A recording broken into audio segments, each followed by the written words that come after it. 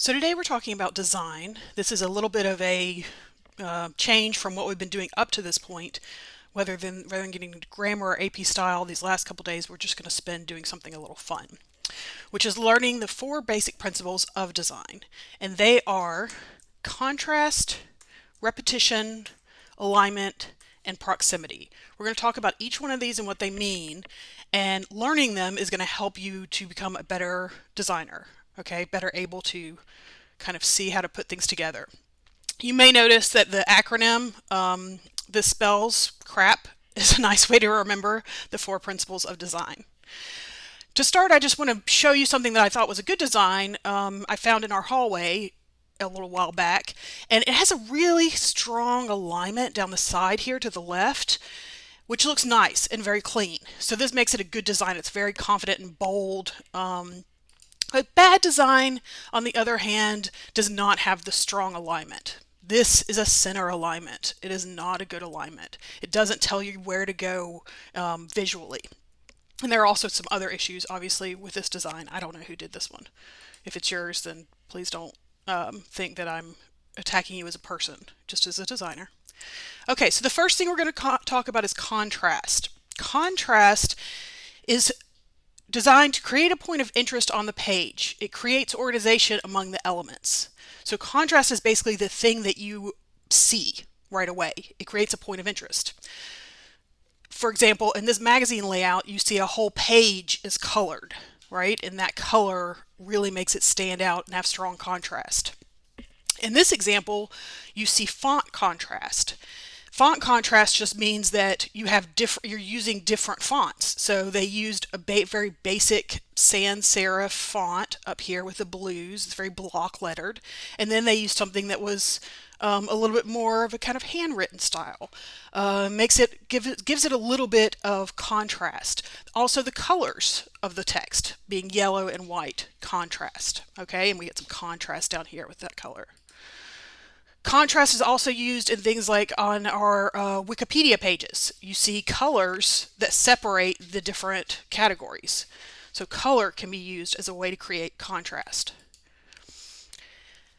If two elements are sort of different, but not really, then you have conflict and not contrast. Okay, so if you've just kind of started to go there, but you didn't really go for it all the way, you didn't create contrast, you created conflict. In this example, there's a resume that looks like a lot of resumes do these days. You've got, something in all caps, which is a nice contrast, but that's really about the only thing in here that makes this easy to look at. If you look at a resume like this, design-wise, this is a much better option. You've got contrasting color, you've got contrasting fonts, you've got a layout with a really strong alignment. They're using a rule down the middle to, give some separation between these pieces of text.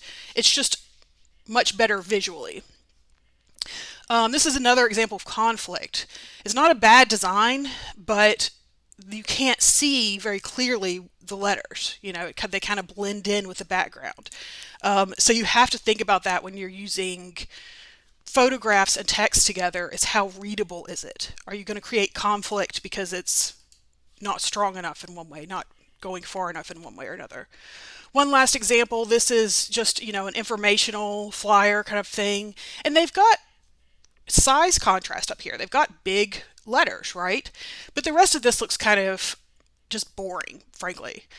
So if you could see in the redesign, that detox your body that was up at the top like that, we take it and actually really make it, something fun, use a fun font, and do the same with the headings.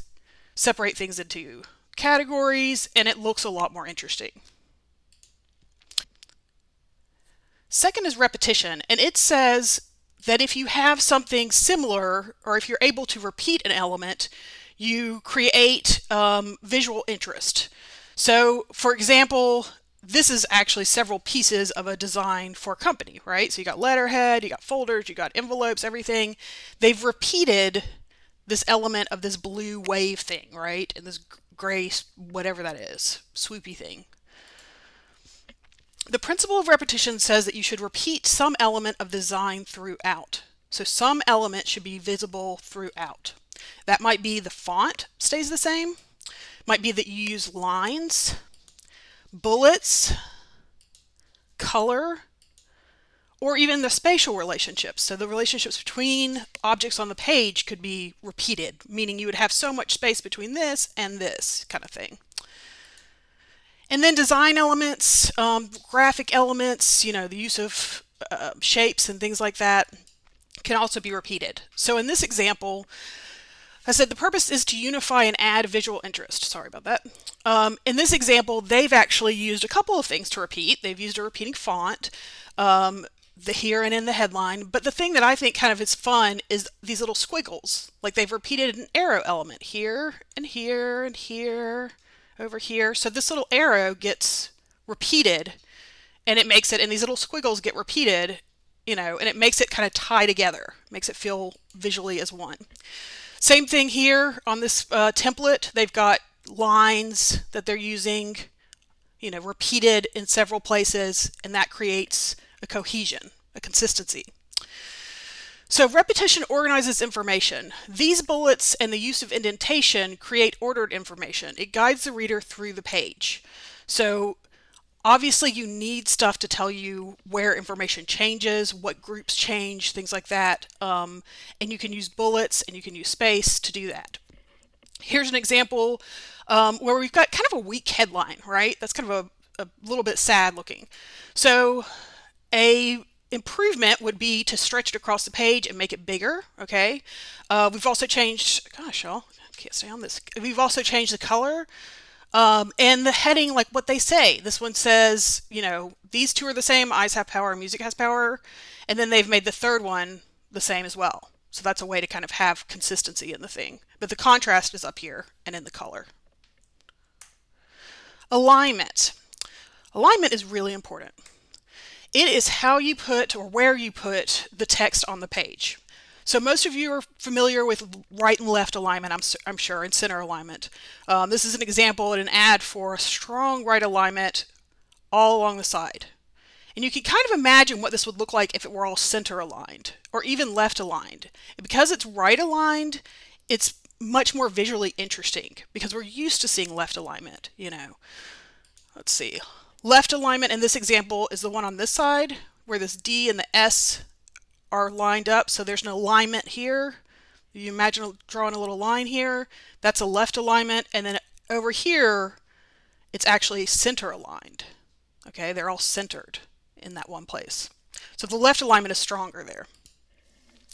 Justified text, also a form of alignment. If you haven't ever used it before, it's where the text goes to the edge of the whatever the text box. A lot of times what that can create is this weird choppy thing that I've got an example of here. So you have to be a little bit careful about justifying your text. It can look really nice on a newsletter or on just about any kind of publication, but you have to be careful. If it's too short lines, you'll end up with a lot of big gaps. Centered text is one that I know a lot of you like or tend to use. I would challenge you not to on this design that you're creating for class. Basically because centered text is lazy. It is what people do when they don't know what else to do. It's really good for formal events. So when can you center a line? You could center a line if you are doing a wedding invitation. You can center a line if you're doing a wedding invitation. You can center a line a wedding invitation. All right, for now, for this project, I don't want you to center align anything. I want you to challenge yourself and not use that default. It's just too easy and it looks that way. Alignment creates unity and a visual connection. It gives you an idea of what goes together. So in this little ad, just having an alignment right here, this left alignment, makes it much easier to look at and read than this angled alignment. So alignment helps readability, it creates relationships between items on the page, and it creates invisible lines between elements. Nothing should be placed on the page arbitrarily, and you should try to find strong lines, meaning when you look at your design, there should be a strong idea of like things go here, and I just keep clicking that thing. All right, we'll move on then. Proximity, this is your last one. Proximity is grouping. It is putting things together that go together, okay? So in this example, it's a mocked up business card. We've got a heading, we've got contact information, nothing is grouped together. So there's no proximity happening here. This person has completely failed. Here we see a heading grouped with an address and then some contact information at the bottom, and it's much more visually pleasing. We're much more able to understand where our eye should go. So that's proximity. Here's an example that is not as extreme, but just as important. Here we have no grouping. We have only the separation of the bold, but we don't have the actual physical groups moved separately. And in this example, we do. We have a space between those, making it so much easier to understand what the categories are. Here's one more example. This was from a menu that got revised. Originally, I mean, you couldn't tell anything from anything. And then you get the order of bolding the headings, having the space between the text. And then again, on the final revision, making it more stylized and kind of easier to look at. They indented and used some alignment here to separate the groups. One trick if you're looking at proximity and trying to tell if your design is too busy, a lot of times I have students be like, oh, is this too much? If you look at how many kind of groups of information there are, there shouldn't be more than 3 to 5. So for example, in this magazine layout, I see a group here, I see a group here, and I see a group here. So that's a good layout. There's 3 definite groups. If there were a group here and a group here, and you had some flowers over here, and you had a picture over here, and then, and they weren't grouped together, they were just floating in space, that's when we would have a problem with proximity. So for your assignment, this is on Folio. You're going to be using contrast, repetition, alignment, and proximity to create a flyer for the Statesboro Azalea Festival. Basically, you're creating a promotional flyer, okay? So this isn't really like a journalism assignment as much as a just have some fun with your design. So your design needs to be 8.5 by 11 inches. Very important that you get 8.5 by 11 inches. You should submit it as a PDF. You can add your own images or text to what I give you, but you must include at least 2 of the images from the assignment and all of the following text. So here's the text. Again, this is on Folio, so I won't read it all to you, but this is the text that you're going to need to get in there, and you're going to need to get all of it, even including the face painting for the kids, in whatever order makes sense to you. However, the layout makes sense. So you're going to get all this text, and you're going to get 2 of the pictures that are on Folio. I think there's maybe 4 or 5 total. In the comments section that appears when you submit your PDF file, when you go to submit a file to Dropbox, there's that little comments thing that comes up. I want you to briefly explain how you used contrast, repetition, alignment, and proximity. Okay, so just really briefly, you can say something as simple as I used contrasting type size and font, I repeated bullet points, I used a strong left alignment, my activities are grouped together, therefore they have proximity. Just very simple, let me know that you understood what the definition of the word is and how you used it, or just how you used it will tell me that you understand the definition of the word. Let me say it that way. A simple sentence, for each one, just saying, here's how I used it. Okay. All right. For most of you guys, you're probably going to use Canva for this. You're welcome to use anything you want. If you want to design this in Word, you can. It would be hard, but, if that's your thing. If you have access to something like InDesign, I would encourage you to use that because it's great experience, and internships look for, people who have experience with InDesign when they look for design-related internships. Okay, what I want to show you though real quick on Canva, because I do know most of you will probably use that, and if you haven't before, it's just canva.com.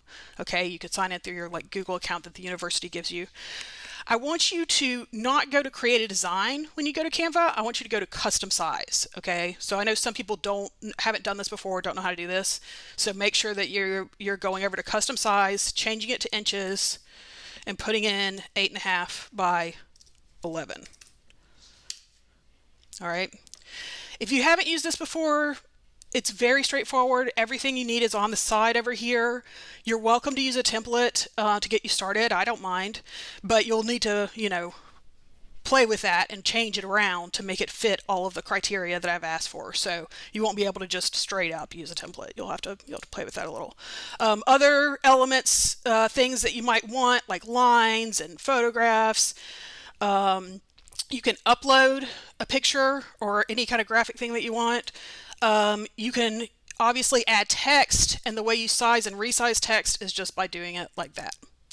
So it's all pretty much as straightforward as I think it can be, but if you run into problems or if you have any questions about kind of what the design assignment is, feel free to email me or drop something in the Q&A and we'll get it addressed. All right, have fun creating your Azalea Festival flyers.